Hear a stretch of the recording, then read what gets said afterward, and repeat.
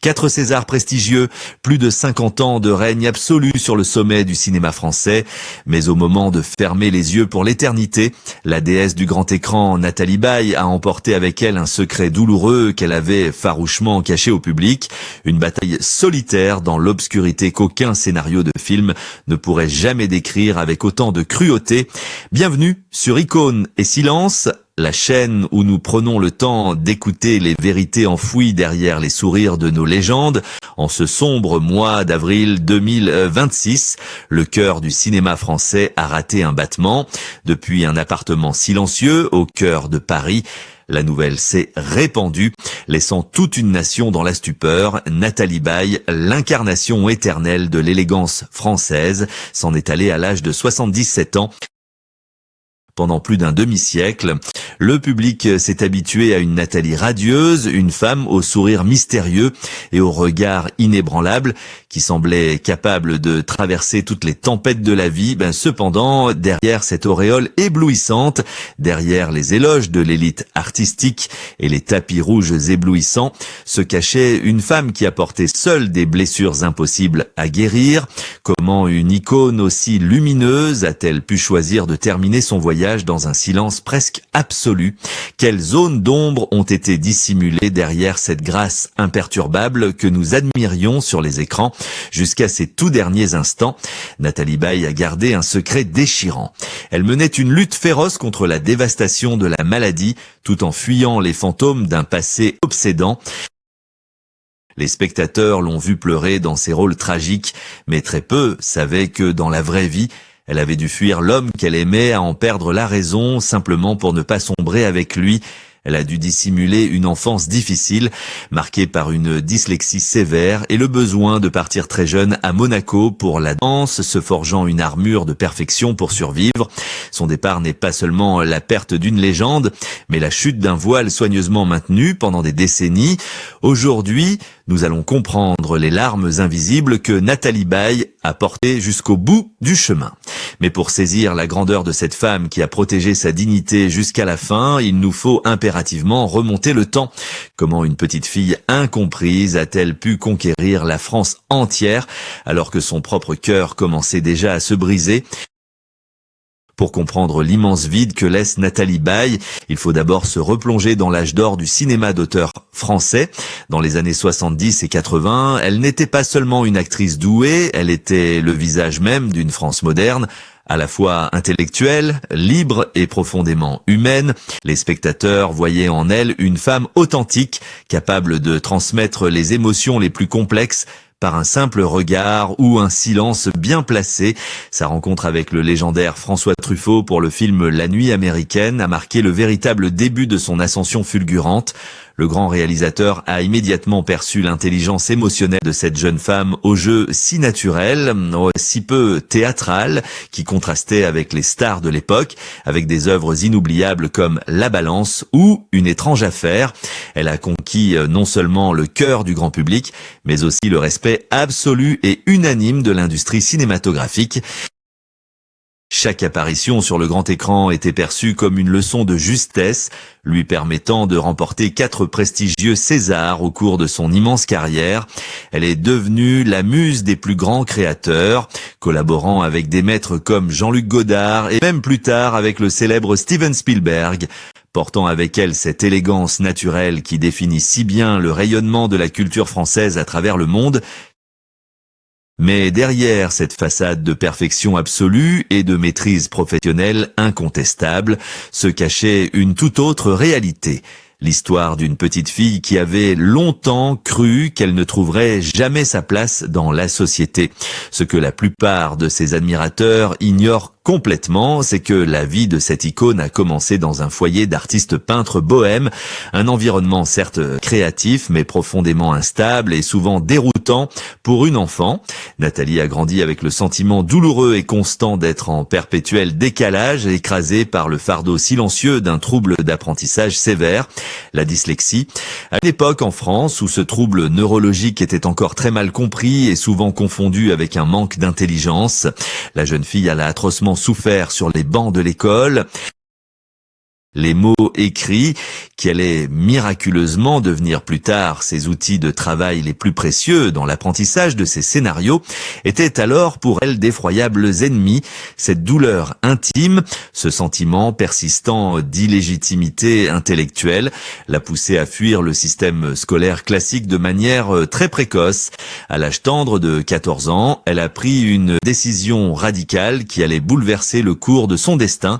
Elle a quitté le domicile de ses parents pour rejoindre une école de danse classique à Monaco, cherchant désespérément dans l'expression corporelle stricte un langage que la dyslexie ne pourrait pas lui confisquer. La danse classique lui a enseigné une discipline de fer, une rigueur presque monacale qui allait forger son éthique de travail exceptionnelle pour le reste de sa vie. Pourtant, c'est de manière paradoxale, en revenant vers les mots, en affrontant courageusement sa plus grande peur, qu'elle a trouvé sa véritable vocation de comédienne, en intégrant le célèbre Cours Simon, puis le prestigieux Conservatoire national d'art dramatique. Elle a réussi l'exploit de transformer sa vulnérabilité enfantine en une force d'interprétation magistrale. Elle a su incarner avec brio toutes les nuances de la femme française contemporaine, devenant une figure familière et réconfortante pour toute une génération qui se reconnaissait dans ses personnages. Ses succès professionnels s'enchaînaient à un rythme effréné. Les récompenses s'accumulaient sur ses étagères parisiennes et la presse l'acclamait sans réserve comme la reine incontestée de la subtilité. Les foules l'admiraient sur les prestigieuses marches du Festival de Cannes, toujours éblouissante, distante et mystérieusement sereine. Les journalistes louaient sans cesse sa capacité incroyable à protéger farouchement sa vie privée des regards indiscrets. Les spectateurs regardaient cette femme évoluer dans ses robes de créateur, admirant une Nathalie Baye qui semblait vraiment tout avoir, la beauté, la gloire, la richesse et le respect total d'une nation. Mais ce que la France entière ne soupçonnait pas une seule seconde, c'est qu'au moment précis où elle brillait de mille feux sous les projecteurs aveuglants de la célébrité, cette femme traversait en coulisses une tempête intime d'une violence psychologique inouïe. Alors que sa carrière touchait les sommets étoilés, elle se retrouvait prisonnière d'une relation amoureuse dévastatrice qui la détruisait à petit feu dans le silence de son appartement. Un homme au talent fou, mais à l'âme irrémédiablement tourmentée, venait de s'emparer de son cœur, l'entraînant malgré elle dans une spirale vertigineuse et destructrice. Et cela, chers auditeurs, ce n'était que le tout début de la véritable et déchirante tragédie qu'elle allait devoir affronter dans le plus grand des secrets. Dans l'imaginaire collectif, la vie d'une star de cinéma ressemble souvent à un conte de fées étincelant, mais la réalité de Nathalie Baye s'écrivait dans des teintes beaucoup plus sombres, une fois les caméras éteintes. Alors que la France entière célébrait son ascension fulgurante, la jeune femme se trouvait plongée dans un tourbillon émotionnel qui menaçait de la consumer tout entière. Au début des années 70, son chemin a croisé celui de Philippe Léotard, un acteur d'un charisme magnétique, un poète à l'esprit brillant, mais dont l'âme était profondément tourmentée. Leur rencontre fut électrique, le début d'une passion dévorante qui allait durer près de 10 ans. Philippe n'était pas seulement un compagnon de route, il était un artiste écorché vif qui portait en lui une mélancolie abyssale. Très vite, l'amour inconditionnel que Nathalie lui portait s'est transformé en une lutte désespérée contre les démons invisibles qui rongeaient l'homme de sa vie. Philippe Léotard s'enfonçait inexorablement dans les méandres de l'addiction, cherchant dans les paradis artificiels et l'alcool un refuge illusoire contre ses propres angoisses. Pour Nathalie, l'appartement parisien qu'il partageait est devenu le théâtre clos d'une tragédie silencieuse, un huis clos étouffant où elle a endossé le rôle épuisant d'infirmière, de protectrice et de bouée de sauvetage. La dualité de son existence à cette époque est absolument vertigineuse. Le jour, elle arrivait sur les plateaux de tournage le visage radieux, affichant un professionnalisme exemplaire qui impressionnait les plus grands réalisateurs du pays. Elle apprenait ses textes avec acharnement, souriait aux photographes et recevait les honneurs de la profession avec une grâce infinie. Mais la nuit tombait, loin des regards admiratifs du public, Elle rentrait dans un foyer dominé par l'incertitude et la peur. Elle devait affronter les crises de l'homme qu'elle aimait, ramasser les morceaux d'un esprit qui se fragmentait et tenter de le retenir alors qu'il glissait lentement vers une inévitable autodestruction. Cette double vie l'a vidée de son énergie vitale, la plongeant dans une solitude effroyable que personne dans le milieu mondain du cinéma ne semblait remarquer ou vouloir comprendre. L'industrie du divertissement, souvent cruelle et superficielle, continuait de la célébrer sans se soucier du martyre psychologique qu'elle endurait en coulisses. Nathalie a absolument tout essayé pour le sauver, investissant chaque once de son amour et de sa patience pour arracher Philippe à ses pires démons. Mais elle a fini par comprendre, avec une lucidité foudroyante et cruelle, que l'on ne peut malheureusement pas sauver quelqu'un qui refuse inconsciemment de l'être. L'instinct de survie s'est finalement imposé face à cette passion destructrice. La rupture, d'une violence émotionnelle inouïe, a laissé des cicatrices indélébiles dans son cœur de femme. Elle a dû prendre la décision la plus atrocement douloureuse de sa vie, celle de partir pour ne pas sombrer avec lui. Elle a emporté avec elle le souvenir obsédant du regard paniqué de cet homme, un regard d'enfant perdu qu'elle devait abandonner à son propre sort pour préserver sa propre lumière. Nathalie s'est reconstruite dans le travail acharné, utilisant cette immense douleur intime pour donner encore plus d'épaisseur et de mélancolie à ses futurs rôles à l'écran. Elle pensait avoir traversé la plus grande tempête de son existence, croyant que le temps panserait enfin ses blessures de jeunesse. Cependant, le destin lui a réservé une ultime épreuve, infiniment plus cruelle et terrifiante que toutes les tragédies amoureuses de son passé. Au crépuscule de sa vie, alors qu'elle aspirait enfin à la paix et à la sérénité, un ennemi invisible et implacable s'est glissé dans son propre esprit, l'obligeant à livrer son tout dernier combat dans le secret le plus absolu et ouvrant le chapitre le plus bouleversant de son histoire. Pendant des décennies, Nathalie Baye a semblé invulnérable face au passage du temps, vieillissant avec une grâce absolue sous les yeux d'un public qui l'adorait sans condition. Mais alors que les honneurs continuaient de pleuvoir et que le cinéma lui offrait encore des rôles de matriarche puissante, une ombre insidieuse a commencé à s'installer dans son quotidien. Les premiers signes étaient presque imperceptible, une hésitation fugace au milieu d'une phrase, une fatigue inhabituelle, un moment de confusion passagère que l'on mettait volontiers sur le compte du surmenage, puis le terrible verdict médical tombé, implacable et foudroyant, la maladie à corps de Lewy, cette affection neurodégénérative redoutable qui mêle cruellement les symptômes de la maladie d'Alzheimer et de Parkinson, représentait la pire des malédictions pour une actrice de sa trempe. Pour une femme dont la brillante carrière reposait sur la précision de la mémoire, la maîtrise parfaite des mots et le contrôle absolu de son corps, voir son propre esprit se dérober était une torture psychologique inimaginable. Le monde de l'art, toujours avide de rumeurs et de scandales, ignorait totalement le drame terrifiant qui se jouait loin des caméras. Nathalie a pris la décision déchirante mais inébranlable de se retirer progressivement de la vie publique, refermant doucement les portes de son univers pour affronter ce monstre dans le plus grand des silences. Les médias commençaient à s'interroger sur ses rares apparitions, spéculant sur une simple retraite bien méritée, à 1000 lieues de soupçonner la bataille acharnée qui se livrait à huis clos.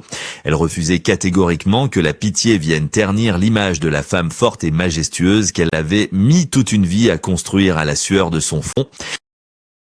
Dans l'intimité de son appartement parisien, autrefois rempli de rires chaleureux et de scénarios méticuleusement annotés, les murs se sont refermés sur une réalité effrayante où la clarté et la confusion se livraient une guerre sans merci. L'industrie du divertissement, qui l'avait portée au nu, continuait de tourner frénétiquement sans elle, ignorant que l'une de ses plus grandes légendes luttait désespérément pour retenir les précieux fragments de sa propre identité. La maladie lui volait peu à peu son essence, effaçant les triomphes passés et les émotions qui avaient forgé son âme d'artiste inoubliable. Face à cette dépossession inéluctable de son être, la reine de la subtilité s'est retrouvée enfermée dans une prison de silence intolérable. Mais avant que les ténèbres ne l'engloutissent définitivement, avant que la maladie ne lui arrache sa dernière étincelle de lucidité, Nathalie Baye a imposé sa propre volonté, un choix bouleversant qui allait définir la véritable grandeur de son héritage face à la fatalité. Dans une industrie du spectacle où la moindre faiblesse est impitoyablement exploitée et où la souffrance se transforme souvent en une marchandise lucrative, le silence de Nathalie Baye résonne aujourd'hui comme un acte de rébellion d'une puissance inouïe. Elle a catégoriquement refusé de livrer sa détresse en pâture au magazine à sensation, choisissant au contraire de se draper dans une dignité aristocratique jusqu'à son dernier souffle. Ce n'est qu'au moment de son départ, par la voix brisée de sa famille et un communiqué bouleversant, que la France entière a finalement découvert la véritable nature de son calvaire. L'annonce de sa lutte secrète contre la maladie à corps de Lewy a provoqué une onde de choc sans précédent à travers tout le pays. Les chaînes de télévision ont bousculé leur programme, les journaux ont affiché son visage mélancolique en première page et des millions de Français ont soudainement compris le sens profond de son absence prolongée. Le public, qu'il avait parfois jugé trop distante ou mystérieuse ces dernières années, a été foudroyé par un immense sentiment de respect et de compassion. En apprenant l'ampleur de ses souffrances neurologiques, chacun a réalisé la force surhumaine qu'il lui avait fallu pour continuer à sourire lors de ses ultimes apparitions publiques, masquant l'effondrement de son propre monde intérieur avec le talent inouï de la plus grande des actrices, des figures emblématiques du cinéma et des réalisateurs avec qui elle avait partagé les plateaux de tournage ont exprimé leur stupeur absolue, avouant n'avoir jamais rien deviné de cette tragédie intime. Nathalie Baye n'a pas laissé un testament de colère ou de rancœur envers le système, mais elle a laissé une leçon magistrale sur le respect de soi et la préservation de son intégrité. En cachant sa vulnérabilité extrême, elle a réussi l'exploit de protéger son image sacrée, s'assurant que l'histoire se souviendrait à tout jamais de la femme éclatante aux 4 Césars, de la muse intellectuelle de la rive gauche, et non d'une patiente vaincue par la dégénérescence. Elle a littéralement repris le contrôle de sa propre narration, prouvant que même face à la fatalité et à l'effacement cruel de la mémoire, l'esprit humain peut encore dicter ses propres conditions. Son dernier acte n'a pas été joué devant des caméras éblouissantes, mais dans le sanctuaire paisible de son foyer parisien, loin des loups et des courtisans qui rôdent toujours autour de la gloire, alors que le rideau de velours rouge tombe définitivement sur cette existence extraordinaire. Une réflexion brûlante s'élève désormais des cendres de son immense héritage. L'histoire de Nathalie Baye n'est pas seulement la chronique bouleversante d'une étoile du cinéma qui s'est éteinte dans Le Secret, c'est un miroir implacable tendu vers notre fascination pour la célébrité et vers l'industrie du divertissement tout entière. Pendant des décennies, nous avons consommé son image, nous avons pleuré avec ses personnages et nous l'avons érigé au rang de mythe intouchable, en oubliant souvent la femme vulnérable qui respirait derrière l'icône. Son parcours exceptionnel, marqué par une enfance fragmentée, un amour tragique et une fin de vie d'une cruauté indicible, nous rappelle brutalement que la gloire ne protège de rien. Elle ne guérit pas les blessures de l'âme et n'offre aucun bouclier contre la maladie. Que se passerait-il si notre société apprenait enfin à regarder ses idoles non plus comme des produits inaltérables, mais comme de simples êtres humains avec leurs failles et leurs douleurs silencieuses? Sommes-nous vraiment capables d'aimer nos légendes pour ce qu'elles sont, au lieu de les aimer pour l'illusion de perfection qu'elles nous renvoient, en choisissant de cacher son combat contre la maladie à corps de Lewy? Nathalie n'a pas fui la réalité, elle a posé un acte ultime de liberté. Elle nous a appris que la véritable dignité consiste parfois à savoir fermer la porte au monde extérieur pour protéger ce qu'il nous reste de plus sacré. Son silence final est devenue sa réplique la plus puissante, une leçon d'élégance qui résonnera bien au-delà de ses films. C'est ici que se referme ce chapitre poignant de notre histoire, mais d'autres destins murmurent encore dans l'ombre. Merci du fond du cœur d'avoir partagé ce voyage émotionnel et respectueux avec nous sur Icônes et Silences. Si le courage de cette femme extraordinaire vous a touché, et si vous croyez vous aussi que la vérité des âmes mérite d'être entendue, n'oubliez pas de vous abonner et d'activer la cloche. À très bientôt pour une nouvelle révélation, pour découvrir ensemble les visages cachés derrière les masques de la gloire.